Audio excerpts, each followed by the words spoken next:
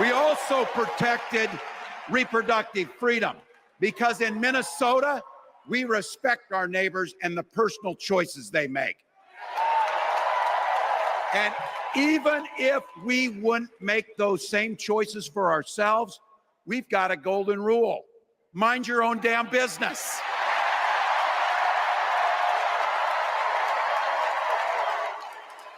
And that includes IVF and fertility treatments.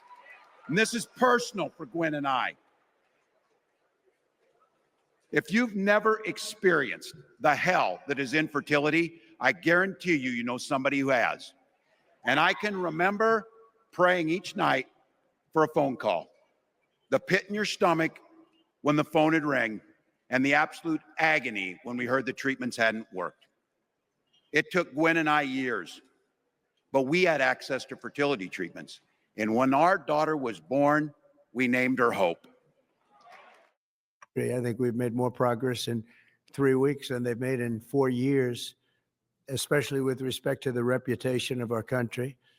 And people are respecting us again as a country and as a powerful country, and maybe a smart country, but maybe not so smart, because when you look at some of the waste, fraud, and abuse that's being uncovered by DOJ and the people at DOJ, these are young, often young, but super brilliant people, incredible computer scientists and other things. And they're finding levels of fraud and waste and abuse like I think nobody ever thought possible.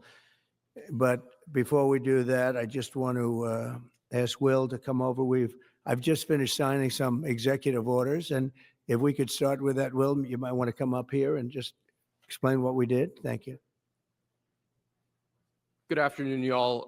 A short while ago, President Trump signed three items. The first is an executive order relating to the affordability and availability of in vitro fertilization and other fertility treatments. Wow.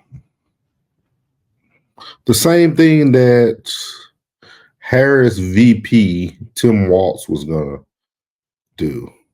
Trump's done it. It's very interesting. Very, very interesting that one of the executive orders is going to help women who would like to have children, or maybe they're trying to have children at an older age and they're not having any success, help them actually be able to reproduce, to bring more people into this world. And this was the same thing that Tim Walz pushed when he was running for vice president with Kamala Harris. Very interesting, guys. It's funny how all these things are blending in together. We focus so much on abortion when we used to aim at Trump. And then Tim Walz used to focus so much on making this affordable so that people are able to get these treatments. And today, President Trump signs the order. Well, yesterday. These are treatments that have become unaffordable for many Americans, or have been unaffordable for many Americans. And the executive order is a directive to the Domestic Policy Council to examine ways to make IVF and other fertility treatments more affordable for more Americans. The second item that we signed was a presidential memorandum imposing radical transparency requirements on government departments and agencies, in keeping with President Trump and the administration's broader commitment to governmental transparency.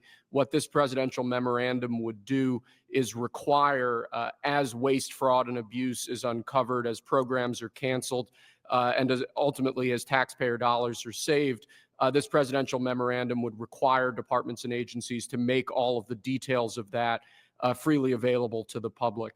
Lastly, man.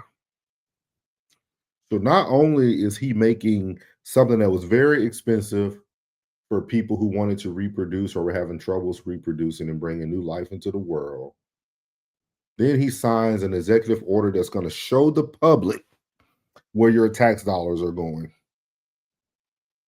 This sounds like a very evil person. That's a joke. Sounds like a very transparent government. And I think people are afraid to finally see what's going on. we have another executive order that President Trump signed relating to independent agencies.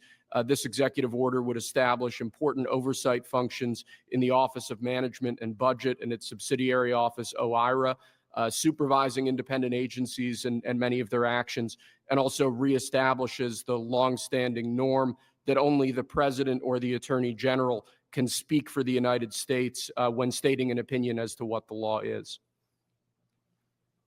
Thank you very much, Will. That was. Thank you very much, President Trump.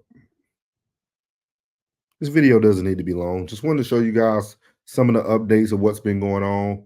I know everybody's been focused on the federal cuts, but as people are losing their jobs, which happens every day in the private sector, people just aren't aware of that.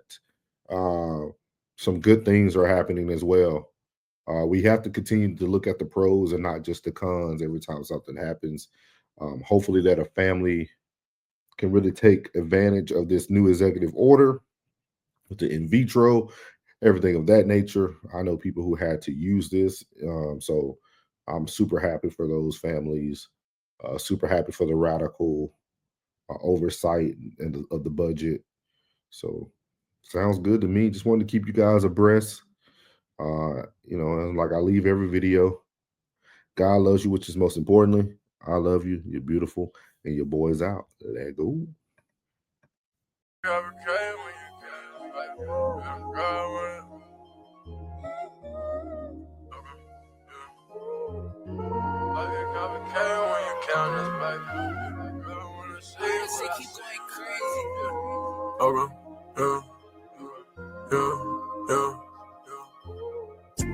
Life is complicated when you count this paper. Yeah, girl, I wanna see you, but I'll see you later.